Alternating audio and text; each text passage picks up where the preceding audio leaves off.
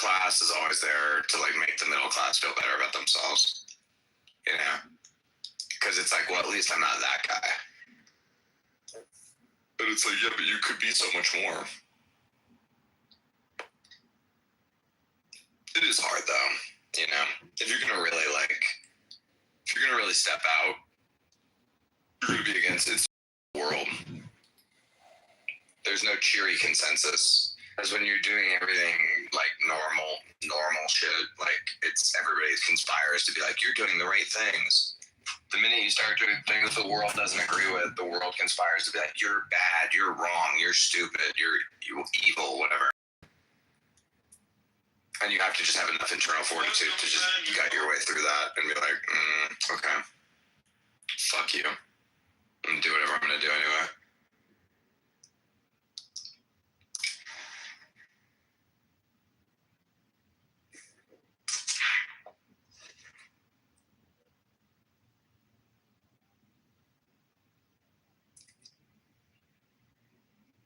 Oh, okay.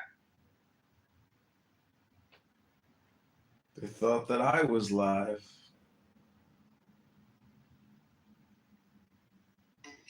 Critical resources.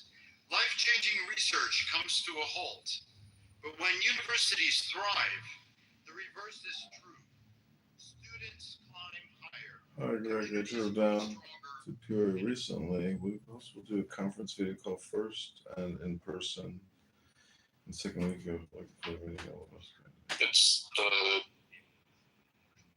Greater Providence Chamber of Commerce Economic Outlook Workshop. Business investment in equipment and intangibles has come up from last year's pace, largely reflecting the AI build-out. As noted in the September Beige Book, which I bet you wonder what it is, the September Beige Book, that's a report that gathers qualitative information from across the Federal Reserve System. We'll talk about later. Businesses continue to say that uncertainty is weighing on their outlook. Measures of consumer and business sentiment declined in the spring. They have since moved up, but remain low relative to the start of the year. In the labor market, there has been a marked slowdown in both the supply of and the demand for work. 4.3% in August, but has remained relatively stable at a low level over the past year. Payroll job gains slowed sharply over summer months as employers added an average of just 29,000 per month over the past 3 months. The recent pace of job creation appears to be running below what we call the break-even rate. That is the rate needed to hold the unemployment rate constant. But a number of other labor market indicators remain broadly stable. For example, the ratio of job openings to unemployment remains near 1 from its highs of 2022, but remains somewhat elevated relative to our 2% longer run goal. The latest available data indicate that total PCE prices rose, that's personal consumption expenditure prices, that's the inflation measure that we follow most closely, rose 2.7% over the 12 months ending in August, up from 2.3% in August 2024. Excluding the volatile food and energy categories, core PCE prices rose 2.9% last month, also higher than a year ago. Goods prices, after falling last year, are driving the pickup inflation. Incoming data and surveys suggest that those price increases largely reflect higher tariffs rather than broader price pressures. Disinflation for services continues, including for housing services. Near-term measures of inflation expectations have moved up on balance over the course of this year on news about tariffs. Beyond the next year or so, however, most measures of longer-term inflation expectations remain consistent with our 2% inflation goal. The overall economic effects of the significant changes in trade, immigration, fiscal, and regulatory policy can be seen.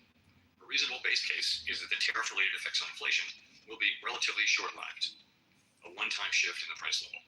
Now, a one-time increase does not mean all at once. Tariff increases will likely take some time to work their way through supply chains. As a result, this one-time increase in the price level will likely be spread over several years and show up higher inflation during that period. But uncertainty around the path of inflation remains high. We will carefully assess and manage the risk of higher and more persistent inflation. We'll make sure that this one-time increase in prices does not become an ongoing inflation problem. Turning to monetary policy, near-term risks to inflation are tilted to the upside, and risks to employment are tilted to the downside, a challenging situation. Two-sided risks mean that there is no risk-free path. If we ease too aggressively, we could leave the inflation job unfinished and need to reverse course later to fully restore 2% inflation. If we maintain restrictive policy too long, the labor market could soften unnecessarily. When our goals are intentioned like this, our framework has long called for us to balance both sides of our dual mandate. The increased downside risk. Last chance to say before we send the votes to We therefore judged it appropriate at our last meeting to take another step toward a more neutral policy stance, lowering the target range for the federal funds rate by 25 basis points to 4 to 4. This policy stance, which I personally see as still modestly restrictive, leaves us well positioned to respond to potential economic performance. Our policy is not on a preset course. We will continue to determine the appropriate stance based on the incoming data, the evolving outlook, and the balance of risks. We remain committed to supporting maximum employment and bringing inflation sustainably to our 2% goal. Our success in delivering on these goals matters to all Americans, and we understand that our actions affect communities, families, and businesses across the country. So thank you again for having me here, and I very much look forward to our discussion. Thanks.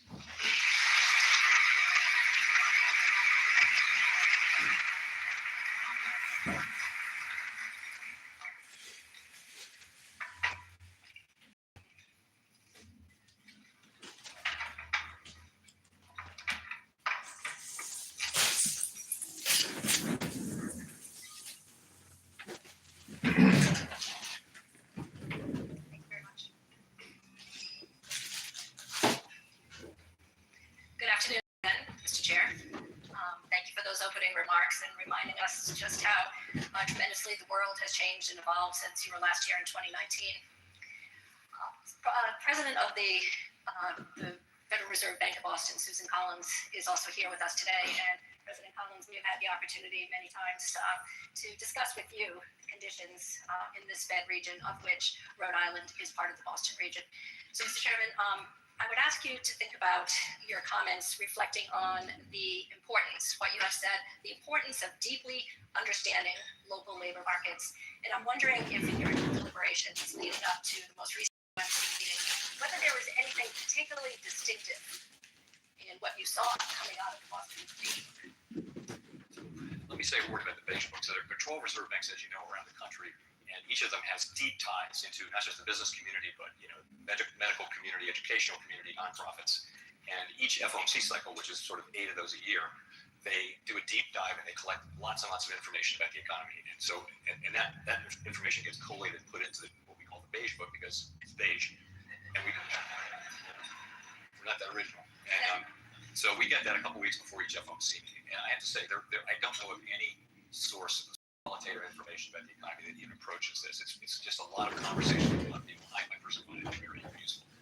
Sometimes you look at that book and you see significant regional differences, and this is not one of those times. So, for example, the Boston Fed piece in the last beige book talked about lots of spending on AI. Well, guess what? That was pretty common across wage and price inflation at modest to moderate levels, the economy growing but not fast, and uncertainty, significant uncertainty about federal public policy is kind of weighing on investments and the decisions about investment and hiring, except in the area of the AI build-out, which is really strong pretty much in many parts of the country. So nothing distinctive from the Boston region that would inform future decision-making looking at the setting of monetary policy. What I saw from Boston was quite similar and overlapping with a number of other districts. Again, sometimes that's the case where things are pretty much of a piece. Sometimes different regions, particularly if there's commodity pricing, you would see maybe things in the commodity-oriented regions look differently from other regions of the country. Right now, it's much more the same around the country. So let's talk about and build on what you described a few moments ago about the dual mandate of the Fed. And if you could talk about these conditions that wax and wane over time, what signals will you be looking for in the run-up to the next FOMC meeting, which is in roughly 30 days? We have 2 goals, as you mentioned, maximum employment and price stability, and they're equal goals under the law. So almost all the time, they work together. They complement one another. So, for example, when the economy is weak, the unemployment rate might be high, and the inflation rate would be low, and that it calls for stimulus from us. And when the economy is really strong, the labor market is tight, that's when inflation will be moving up, and so policy might be a little bit tighter. That's almost always the case. Right now is the quite unusual case where risks to, as I mentioned in my remarks, risks to employment are to the downside and to inflation to the upside. Now, we only have one tool, which is monetary policy, really interest rates, and really it's calling for different answers. So for a long time, we have a document called the Statement on Longer Run Goals and Monetary Policy Strategy. We call it the consensus statement to save time. That says for a long time it said that when the 2 goals are in tension, we'll look at how far each one is from its goal and the time that's expected to take to get back to that goal. And so we balance the two goals. So what we've done all year this year is we've had our policy rate has been tight because inflation has been above our target, but the labor market was very solid. Now, over the last really 4 months, really over the summer, the labor market has softened. Payroll jobs have dropped a lot. So we can't really say that anymore. And I think what that told us is that stance of really inflation really needs to moderate. The feed turn to put an LA16. And so that's why we took the action we took this meeting. As we go to our next meeting, to your question, we'll be asking ourselves, we'll be looking at the data very carefully, labor market data, growth data, inflation data, all the vast quantities of data that we get, and asking ourselves, is there a policy in the right place? And if not, we move it there. Some may wonder about the frothiness of the markets reaching record heights and also record valuations. How does the Fed think about that in the equation? Financial markets. So we monitor financial markets very carefully. Our policy works through financial conditions. So that's credit spreads and interest rate levels and equity prices in the aggregate that can affect spending, for example. We look at all of that, but really our focus is on our two goals at 25 basis points, and we'll see what the future brings, but that's what we do. We look carefully at financial conditions, more from a perspective though of financial stability. So we see that the banks are well capitalized. Actually, in the aggregate, households are in good shape financially. I know people at the bottom of the income spectrum are under pressure, no question about that, but it's not a time of elevated financial stability risks. So the federal funds rate really governs consumer credit, but not so as it pertains to mortgage rates, correct? That's right. And let's talk about how the average consumer is going to see any difference in the intervening months relative to an easing of interest rates and the ability and maybe even more confidence to spend. So we don't set mortgage rates, but when we change the federal funds rate, it will affect that mortgage rates and also all other consumer borrowing rates. Really, all interest rates that are on a floating basis will move a little bit or even a lot if they're short term, based on our moves. So the people will feel that over time. Also, it's not just these days. The market is pricing in the next 6 months what's going to happen to rates. So this is something that wasn't really the case 50 years ago. Now markets listen to us and follow, and they make an estimation of where they think rates are going, and so they'll price things in. And so longer term rates will move because of what the market expects. Market participants expect us to do. So you'll begin to see, and you're already seeing changes in rates long before we make the decision. It can often be already priced in. Is it fair to say that the Fed and the markets really have a higher tolerance for risk today, more so than perhaps before the pandemic? I think if you look at some prices, then they're elevated relative to historical levels. There were times before the pandemic when it happens periodically. Equity prices will move up and down, and we do monitor that. But we're not targeting any level of prices for particular financial assets. We don't have a view that we know what the right price of any particular financial asset is. We do look at overall financial conditions, and we ask ourselves whether our policies are affecting financial conditions in a way that is what we're trying to achieve. But you're right. By many measures, for example, equity prices are fairly highly valued. Let's segue to the topic of AI and largely AI stocks and periphery stocks really driving the markets in many ways. Let's talk a little bit about the great unknown of AI. And if we think about various ages, our industrial ages, whether it be steam to electricity to the information age and now to the age of AI, would you consider this to be the most disruptive force ever in modern American history? I think it's way too early to say that. I wouldn't go that far. I would say clearly generative AI has all the earmarks of emerging technology that could be very important in our economy and in our society. But it's very early to be making that kind of bold statement. So what we're seeing is companies and institutions like the Fed, for that matter, are to experiment with how this new set of tools can be used in our operations. It's very early days on that, and I think we have to wait and see. That's a good thing. I know many of the large financial institutions and other central banks, and we are asking ourselves, how can this help us do our jobs better? And I think it's going to be a period of experimentation over a period of years. And the history is always that there's a lot of fear that technological innovation will eliminate jobs. What has tended to happen in history over time is that it just raises productivity and creates new jobs to replace the old jobs. And that happens. And sometimes it can take a long time, but ultimately that has been specifically agentic AI as a differentiator from generative AI, and how will the Fed be looking at the impacts of the workforce, the labor participation rate, given the unknown of what could happen with displacement around AI tools at all ends of the spectrum? The change can do for that. And so if you're talking about distributional issues or labor force participation or retraining or any of the things that come to mind in connection with those questions, that's really going to be something for legislators and the private sector. We of course, we have labor economists, and a good portion of them are studying what the potential effects of. Early to say. I think you can say that some jobs are going to be phased out, some jobs are going to evolve, and people are going to be further trained and that sort of thing, and be able to keep a job like that. And there'll be new jobs that come. And how will that balance work out? And what will be the timing of it? It's just quite hard to say. But how does that factor into the deliberations on a near-term basis? Things are moving so quickly, and the observation and the argument that artificial intelligence isn't just impacting those entry-level jobs and those quasi-unskilled jobs, but really tentacles reaching into highly skilled professions, whether it be finance, whether it be communications and media, whether it be healthcare, whether it be law, finance. So all ends of the spectrum, highly educated individuals down to more easily automated tasks. Sort of a really interesting problem for those of you that are studying labor market economics. How do you approach that? Well, a lot of what we're doing with our time is trying to understand the current position of the economy, what's actually going on in the economy today. Pardon me. So part of that is hiring rate has really dropped. Job creation has dropped very sharply. So what are the factors there? So I mentioned earlier, I think part of it just is there's a lot of uncertainty about the direction of public policy, and so companies are holding off. They're not hiring, and when you don't hire through attrition, your labor force shrinks, and you save money that way. That may be a way of passing on tariff costs. It may be something like that. So that's happening.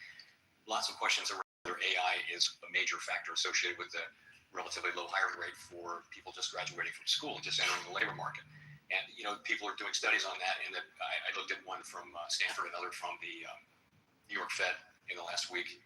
And the sense of it was, we think we can find some evidence that generative AI is having some. It's one of the reasons here, but we can't really say it's the main reason. And we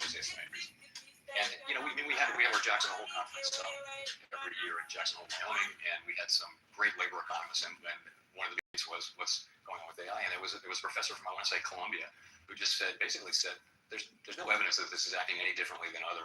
Her view was not acting any differently from other technological movements, waves, and so I think she would be more at the end of an optimist, a techno optimist.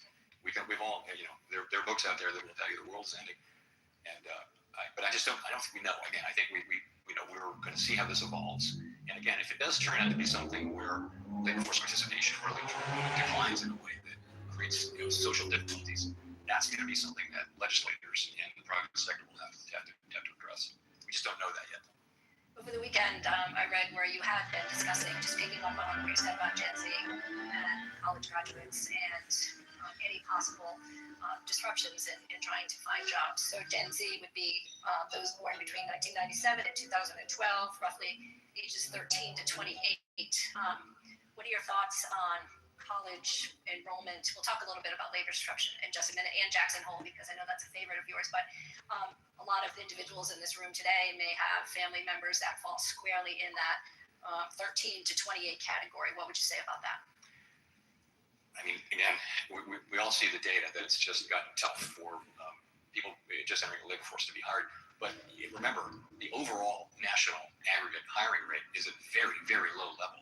The layoff rate is also at a very, very low. You're in a low fire, low hire economy. And it feels like companies are they've kind of stopped hiring or slowed down their hiring because they want to see how this all shakes out. We're having very important changes to economic policy in the United States, and companies and people are wondering how's that going to work out. So I think that's part of it. The other thing I would add, though, is there's a lot of good scholarship around technological innovation and inequality, if you will. And the sense of it is really that if schools and society give students graduating the skills and aptitudes they need to benefit from evolving technology, you can have declining inequality over time. And that's what the United States had for many, many years, up until about 1970, when U.S. educational attainment kind of plateaued and inequality takes off. So it's really down to having the skills. So kids who come out of school today with technological skills and can work with this new technology, they're probably fine. If you don't have those skills, though, you're increasingly left with less attractive employment options. So in a way, it's an education issue. Our society is our education system, and you spoke about inequality, particularly the digital divide, and thinking about where the United States really has paced among countries throughout the world. Particularly, that was a subject that you initiated at Jackson Hole back in August.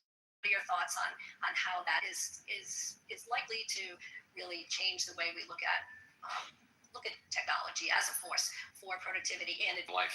And there's no reason why that has to change. In the United States was the first country to have gender-blind secondary education.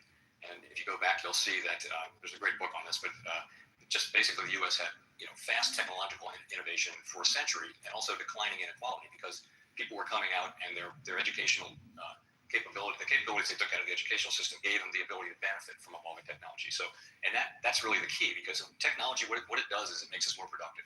I used to, one summer, I worked a project that was building houses, and I basically had a shovel, and I just dug most of the summer. And now that would be a Bobcat, which can do 100 times the work, no blisters, no water breaks. It's just much more productive. And you see housing production's gotten, at least it did get for a while, much more productive, but not so much lately. But that I think is the story. And while U.S. educational attainment, college graduation rates, and things like that leveled out, they're still going up. The rest of the world caught on and has really caught up in terms of educational attainment. And that really is the key. To your point, your educational system, your country is your educational system ultimately. It's the people that come out and what can they do, and a variety of other factors too, obviously. But I think that's a key, because this was a major factor at our recent conference. And, we had a great conversation about it. Well, tell us about the book. You gave me a homework assignment the other day, so I did download it, but I think everyone should follow that lead. All right. It's a book's called The Race Between Education and Technology. It's by Claudia Golden and Larry Katz. Taylor Hood lied to you about the safety Basically talks about the race between education and technology. So I recommend that to you. It was written in, I want to say, 2005. And they basically presented a textbook and an update to the current day, defining space for why the U.S. has had rising inequality. This is their thesis, and I think it's they call it skill bias technical change. So you need skills to benefit, but if you have those skills, then technology makes you more productive, and that's what we need. Incomes can only rise if productivity is increasing. We're sort of working as many hours as we can work now, so it really is down to how much output can you have in an hour, and that's productivity. So I would recommend that. I'm not getting any royalties for that, but by the way, Claudia Golden won the Nobel Prize for her work about 2 years ago. So I'm not the only one who thinks it's good work. Chair Powell, let's move on to tariffs. This is an issue that confronts the business people here with us today. You addressed it very briefly in your opening remarks. You indicated that you believe that the costs of the tariff movement is in fact more transitory than embedded in supply chain. So I think we would appreciate hearing more about how the Fed thinks about evolving tariff policy. So we're now collecting a good bit of revenue. The federal government collecting a good chunk of revenue, $300 or $400 billion a year pace. And the question is, who's paying that? And the candidates for paying those tariffs would be the exporter, the foreign exporter, or someone on our shores. It could be a company or a retailer, or someone who's using the imported product to manufacture something, or the end consumer. And so there's incredibly early days. It doesn't look like the overseas exporters are carrying the bulk of it. It looks like it's that middle group. It's retailers and it's importers, and they're not passing along to consumers that much of the cost. So the actual effects on inflation have been quite modest so far. It's really not. It's a small amount, but I mean, for example, I mentioned that core PCE inflation is 2.9%. Maybe 0.3 or 0.4 of that is tariffs. So it's not the big factor. It's not a big inflationary thing, but it is something that is driving up inflation a bit. And the question is, are companies then, are they going to eventually be able to pass that stuff through? And then that might drive inflation up a little higher. So we've been watching this since the beginning. Half our mandate is inflation, and I would say that the pass through to consumers has been later and less than we expected. How much of that will continue, I don't know. But the responsible thing from our standpoint was to watch and wait, because it's our job to make sure we don't make a mistake on inflation. Well, that was my question. Do you imagine that is going to change, where the the cost of tariffs will be more deeply embedded and passed on to the consumer. What do you foresee as our forecast, and I think almost all the forecasts are for there to be a one-time pass-through, which will go through the end of this year, well into next year, and then by the end of next year, the one-time increase from the tariffs will be done, and you'll be back to the non-tariff related inflation, which should be much closer to our 2% goal. That's almost everyone's base case. It's actually our job to make sure that that's the outcome, though. So we can't be in a situation where we're just going to assume that. We can't leave that part of the goal unguarded. And so that's why we've been careful about cutting. We didn't want to cut too early. I mentioned in my remarks, we cut too early, we may find out in a year that inflation actually wasn't under control and it's back up to 3.5% or 4%. No one thinks this is the base case, but that's the risk of cutting too early or too much. Of course, the risk of cutting too late, as I mentioned, is that we unnecessarily, the labor market weakens unnecessarily. There's no risk-free path, and it's a very difficult policy environment when your two goals are telling you two different things. You've got to make a compromise, and we really, again, haven't been in that situation for many, many years. It does happen, but it's happened now, and we'll manage our way through it. But we sort of have both of them as equal. We can't just say we're going to do this one and not that one, unless this one is clearly a greater risk. And now they're coming into closer balance, I would say. We do see meaningful weakness in the labor market now, very low job creation. The unemployment rate's still low, though, and the quits rate is low. And a lot of things suggest that the labor market has reached a kind of unusual stability of much lower demand and much lower supply for workers. It's a really unusual kind of a balance, if you want to call it that. But nonetheless, we think it's downside risk. Well, if you could elaborate, what are some of the factors that are leading to depressed demand for labor? So depressed demand for labor, based on surveys and talking to people who are doing hiring, a big chunk of it is that they're just unsure about what to do. Businesses, and I'd love to talk to people after this. Businesses don't want to do a lot of hiring. They may be postponing major capex, major initiatives, major acquisitions, and they'll replace workers who retire, but they're not looking to grow. This isn't every company and every part of every company in the world. It's just an effect kind of at the margin. That's got to be part of it. I think that's the demand side. The supply side, of course, has a lot to do with immigration policy. So immigration was at a very high level for 2 or 3 years before this year, and now immigration has really gone close to zero, and immigration is not really contributing to the labor force growth now, whereas it's been most of what the labor force growth was. And now, so at the same time, you've got declining demand and also declining supply of workers, of new workers. One of your passions is demystifying the Fed. You enjoy speaking about it, and those that are Fed watchers are wondering, will there in fact? Damn, my shit crashed. Take it. Well, maybe it's a good time to do all this. This is Candidate John. Go to johnforcongress.com. Thanks for being here, everybody.